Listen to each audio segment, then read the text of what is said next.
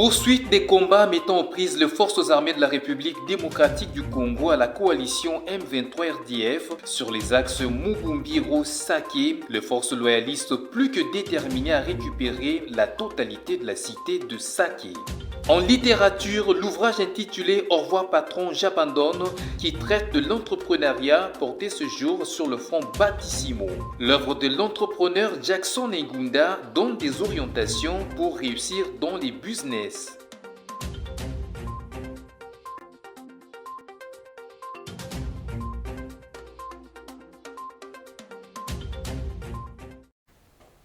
Et c'est parti pour un nouveau journal sur votre télévision, mesdames, messieurs. Bonsoir et bienvenue. On va commencer avec la sécurité. Les combats opposant les FARDC soutenus par les Wazalendo à la coalition M23 RDF se poursuivent ce samedi 25 janvier 2025 sur les axes Mubambiro-Sake. Ces combats sont également signalés à la cité de Mweso, toujours dans le territoire de Massissi, dans la province du Nord Kivu.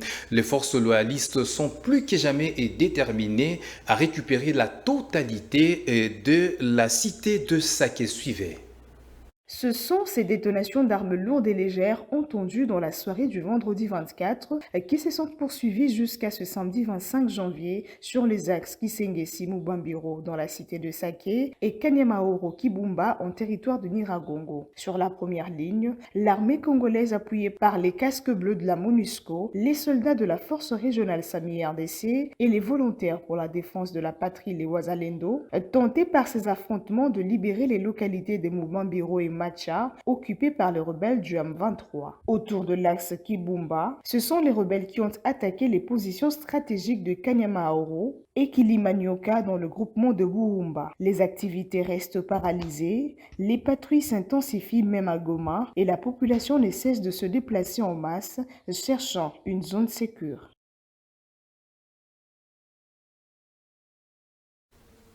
Et dans le même volet, le chef de l'État, Félix-Antoine Tshisekedi Tshilombo, a instruit la première ministre Judith Suminwa à dépêcher une mission de réconfort à Goma. Cette dernière comprendra des membres du gouvernement, des parlementaires et des représentants d'autres services essentiels pour gérer la crise qui sévit dans cette partie de la République démocratique du Congo. C'était lors de la réunion du Conseil des ministres du vendredi 24 janvier 2025. On en parle avec Shadrach Tenta.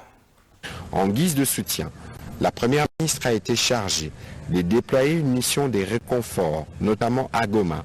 Cette mission qui sera coordonnée sous son autorité directe devra inclure non seulement les membres du gouvernement, mais aussi des élus, ainsi que des représentants d'autres services essentiels à la gestion de la crise.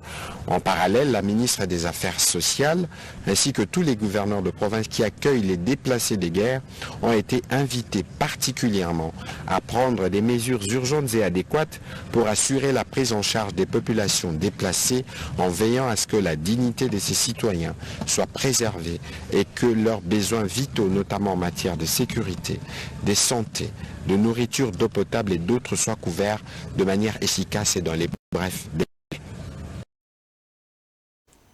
Et on va boucler cette page consacrée à la sécurité. Le vice-premier ministre, ministre de l'Intérieur, Sécurité, Décentralisation et Affaires coutumières, Maître Jacquemain Chabani-Louko, s'est entretenu avec les notables de la province de la Tchopo.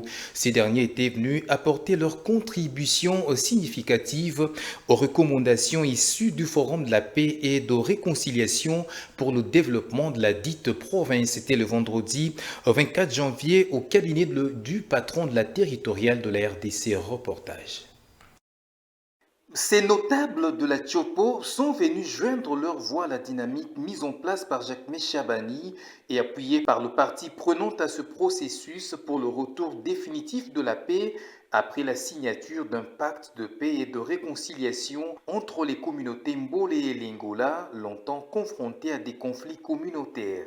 Appuyant la cérémonie coutumière prévue dans les jours à venir pour enterrer la hache de la guerre, par les deux communautés, ces leaders locaux ont formulé des propositions et suggestions qui renforcent la mise en œuvre des recommandations du Forum de paix à court, moyen et long terme. Nous sommes venus à la demande de M. le vice-premier ministre en charge de l'Intérieur pour donner notre contribution au travail que lui-même a déjà commencé, si heureusement depuis plusieurs mois déjà maintenant, et qui donne des résultats.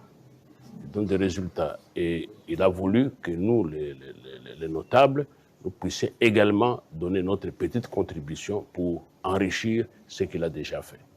D'abord, la paix, c'est un processus. Le vice-premier ministre nous l'a dit lui-même. Ce qu'on a commencé, il y a des étapes. Et il nous a même dit qu'il va nous intéresser dans l'établissement de ces étapes-là. Et ça, nous sommes tout à fait heureux pour cela. Voyez-vous? Donc la paix, ce n'est pas quelque chose qu'on obtient comme ça, une fois pour toutes. Il y a des étapes, il y a des rancœurs, il y a eu des morts, des blessures qu'il faut penser, et cela va aller étape par étape. Merci d'ailleurs à son Excellence d'avoir pensé à nous associer, et il vient de nous confirmer qu'il va nous impliquer également dans l'établissement de ces étapes-là. C'est triste que cela est arrivé. Ils sont des victimes eux-mêmes d'ailleurs. Ce sont des victimes. Mais maintenant que l'heure de la paix a sonné, qu'ils se remettent ensemble. Ils ont en outre demandé l'implication du VPM de l'Intérieur pour l'instauration de l'autorité de l'État, surtout dans les territoires, chefferies, secteurs et villages qui font face à des problèmes de délimitation depuis l'avènement du démembrement des provinces. Parlons infrastructure à présent. Le gouverneur de la ville de Kinshasa, Daniel Bumba Lubaki, a au nom du vice-premier ministre de l'Intérieur, Sécurité, Décentralisation et Affaires coutumières procédé à la remise officielle des meubles de bureau à 9 maisons communales de la ville de Kinshasa. Il s'agit de celles de Kintambo, Kinshasa et autres. On en parle avec Emeline Kambidio. Ce sont des mobiliers fabriqués par les anciens que l'on a récupérés et qui œuvrent aujourd'hui comme artisans au sein de l'atelier de menuiserie du service national après une formation. Ces équipements remis officiellement par le gouverneur de la ville, Daniel Bumba, au nom du VPM de l'Intérieur, Jacques Machabani, s'inscrivent dans l'objectif d'améliorer les conditions de travail dans les maisons communales, notamment en redorant leur image et renforçant leur capacité d'accueil. Les 9 communes bénéficiaires de ce geste sont Barumbu, Gombe, Kinshasa, Kintambo, Kasavubu, Lemba, Limete, Maluku et Mongafula. Le premier citoyen de la ville de Kinshasa, Daniel Bumba, lors de la cérémonie, a invité les responsables de ces maisons communales à en faire bon usage. En croire le gouverneur, un contrôle régulier sera effectué pour leur entretien. Et en littérature, l'ouvrage intitulé « Au revoir patron, j'abandonne » qui traite de l'entrepreneuriat porté sur le fond baptismaux par Claude Ibalanki, ambassadeur itinérant du chef de l'État. Son auteur Jackson Ngunda Isonja souligne que son œuvre offre la possibilité de devenir responsable d'entreprise. La cérémonie du vernissage de cet ouvrage a eu lieu ce samedi 25 janvier 2025 à Rotana Hotel à Kinshasa. Regardez. Au revoir patron, j'abandonne est un ouvrage qui offre l'opportunité à toutes les catégories de la population à se lancer dans l'entrepreneuriat, quel que soit son domaine. Il s'appuie sur l'idée du chef de l'État qui encourage la jeunesse à créer des emplois. Il a été baptisé par Claude Ibalanki, ambassadeur itinérant du chef de l'État. Son auteur Jackson Ngunda Isonja indique que son œuvre oriente les jeunes à réussir dans les affaires. Nous avons parlé de la possibilité de pousser les jeunes, de pousser les citoyens congolais à s'auto-prendre en charge. C'est-à-dire aujourd'hui, nous savons tous la conjoncture actuelle, comment est-ce que les opportunités de trouver un emploi deviennent de plus en plus difficiles. Même pour nous qui venons de la diaspora, nous avons remarqué à chaque fois que nous avons les étudiants sur le marché de l'emploi, ils sont tout le temps confrontés à un sérieux problème d'embauche. Alors, les revenus de certaines entreprises aujourd'hui ne permettent plus aux jeunes étudiants nouvellement recrutés d'avoir des opportunités d'embauche. D'où, à travers ces messages, nous voulons aider les jeunes étudiants en partant de l'université qui commencent à créer leurs petites entreprises qui vont leur permettre dans le milieu professionnel de subvenir au cas où ils seront confrontés au chômage. Et pour ceux qui seront intéressés à faire de l'entrepreneuriat une passion, ce livre est est un outil très puissant qui va leur accompagner tout au long de leur parcours. Parce que dans ces livres, nous avons parlé de mon expérience personnelle. Le moment fort de cette cérémonie a été le baptême proprement dit. Puisque l'eau, c'est la vie, ce n'est pas à l'église ici. À l'église, on baptise différemment. Et ici, au nom de la science, au nom du progrès, au nom du développement, nous allons baptiser ces livres pour qu'ils puissent apporter bonheur, connaissance et succès à tous les entrepreneurs d'esprit qui liront ces livres. Voilà. Nous le faisons avec beaucoup de joie et d'amour. Sous des applaudissements, applaudissez fortement. À l'ambassadeur Claude Ibalanki de revenir sur les valeurs contenues dans cet ouvrage. Ces livres tombent vraiment au bon moment pour stimuler l'esprit d'entrepreneuriat. Les valeurs que je trouve dans ces livres, c'est entre autres démontrer que l'entrepreneuriat, c'est un esprit. C'est comme le patriotisme. Il n'est pas seulement entrepreneur, c'est lui qui fait une activité commerciale ou industrielle, mais être entrepreneur, c'est lui qui a l'esprit d'entrepreneuriat, qui sait entreprendre, quel que soit son domaine d'activité ou son domaine d'opération. À l'issue de la cérémonie, plusieurs participants ont souscrit pour l'appropriation du dit ouvrage. Et on va parler sport à présent. Poursuite ce dimanche 26 janvier 2025 de la phase allée du championnat national Illico Cash Ligue 1. 2 rencontres sont programmées à Kinshasa. Les Anges Verts recevront l'AS Maniema-Union au stade des Martyrs de la Pentecôte, alors qu'au là-bas, le FC Blessing matchera les Corbeaux du tout-puissant Mazembe. Les Corbeaux de Mazembe, justement, veulent enchaîner une deuxième victoire après celle remportée face à l'AS Simba de Kolwezi, comme l'a si bien dit leur entraîneur Lamine Ndiaye. Regardez. Vous savez, les matchs, que ce soit tous les matchs à l'extérieur sont des matchs toujours compliqués parce que c'est Mazembe, parce que les équipes cherchent à faire une grosse performance, ce qui est normal. Et donc il faut qu'on soit en tout cas à un bon niveau pour espérer quelque chose de positif. Et je pense qu'on se prépare en conséquence et voilà, on part là-bas avec le souci de faire d'abord un bon match, parce que je pense que si le résultat, on veut le résultat, ça passe par ça passe par beaucoup de combativité, ça passe par une grande détermination. Et vous savez, c'est toujours des matchs compliqués contre les équipes de Kolwezi. C'est des matchs très serrés qui se jouent à pas grand-chose.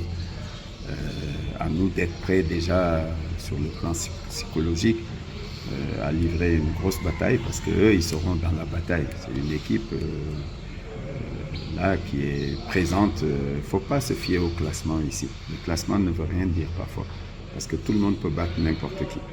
Et donc à nous vraiment d'être prêts le jour J pour vraiment réaliser une bonne performance. C'est le classement final qui compte. Là, il y a encore des matchs retour à faire, il y a les playoffs à faire. Je pense que le plus important, c'est de retrouver un mental, retrouver un moral, une dynamique, parce qu'on sait que la victoire appelle la victoire et c'est sur ça qu'on travaille et c'est sur ça qu'on est concentré. Mais après, maintenant, si on fait des bons résultats, forcément, ça va se voir sur le classement aussi.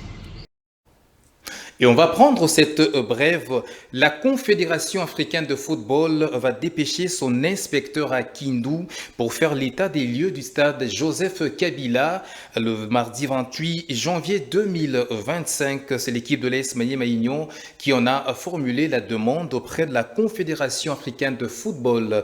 Cette visite d'inspection aura pour but l'élaboration d'un cahier de charges qui va guider les travaux de réhabilitation afin de permettre à cette infrastructure de répondre aux exigences édictées par la Confédération africaine de football. Et retournons à Kinshasa. Alain Kanga, désormais à la tête de l'entente urbaine de football des Kinshasa Lukunga pour un mandat de 4 années, succédant ainsi à Mathieu Tovo Mozande. Il a été élu avec 28 voix contre 7 pour son adversaire Sami Mwamba, À l'issue de l'Assemblée générale extraordinaire et élective organisée le 24 janvier 2025 dans la salle de fête de la paroisse Saint-Christophe dans la commune de Ngaliema, Alain Kanga sera secondé par Jacques Moudimba, premier vice-président, Lissala Makobi, deuxième vice-président, Makangu Unzola Weple, secrétaire exécutif et tant d'autres reportages. Monsieur Alain Kanga Binginini, président élu. Alain Kanga succède à Mathieu Tovo-Mozande à la tête de l'entente urbaine de football des Lukunga. Élu président avec 28 voix contre 7 pour son adversaire du jour, Sami Mwamba, dans la salle de la paroisse Saint-Christophe dans la commune d'Ingaliema.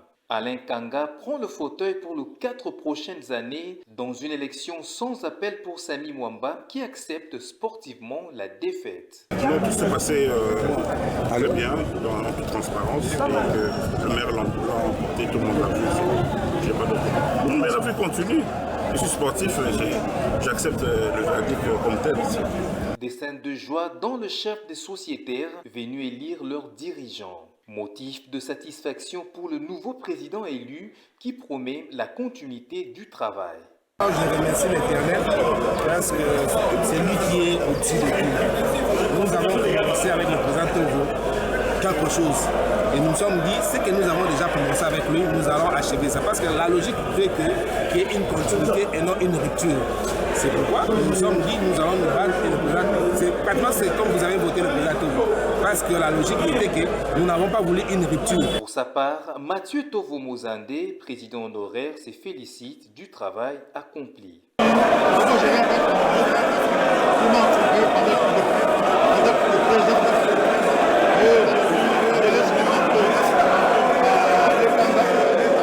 Notez que dans sa mission, Alain Kanga sera accompagné de Jacques Moukouboua, premier vice-président, Lusala Makabi, deuxième vice-président, Makangu Unzola Weple, secrétaire exécutif, Kabila Makengo, secrétaire exécutif adjoint, Pascaline Loussou Dimbikila, trésorière, Jean-Pierre Bintou et Mouchia, respectivement premier et deuxième membres.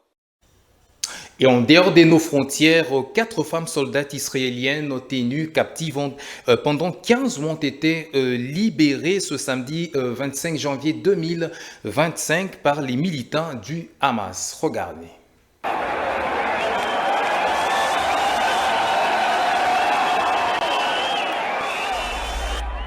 Cette libération s'inscrit dans le cadre d'un cessez-le-feu entre le Hamas et l'Israël. La remise de ces 4 soldats israéliennes contre 200 prisonniers palestiniens est donc le deuxième échange depuis les cessez-le-feu. À Tel Aviv, l'on pouvait apercevoir une foule immense acclamer ce geste, relayé par un écran installé en pleine route. Des sources rapportent que le cessez-le-feu a pu interrompre les combats à Gaza pendant au moins 6 semaines, période à laquelle des dizaines d'otages israéliennes seront libérés en échange des centaines de prisonniers palestiniens. Par ailleurs, l'on signale du moins la mort de 2 Palestiniens lors d'une frappe vendredi lancée par l'armée israélienne à Jénine. Ce journal est terminé, on vous rappelle les principaux titres. Poursuite des combats mettant en prise les forces armées de la République démocratique du Congo à la coalition M23 RDF sur les axes Mugumbiro-Sake, les forces loyalistes plus que déterminées à récupérer la totalité de la cité de Sake. En littérature, l'ouvrage intitulé « Au revoir patron, j'abandonne » qui traite de l'entrepreneuriat porté ce jour sur le front Battissimo. L'œuvre de l'entrepreneur Jackson Ngunda donne des orientations pour réussir dans les business.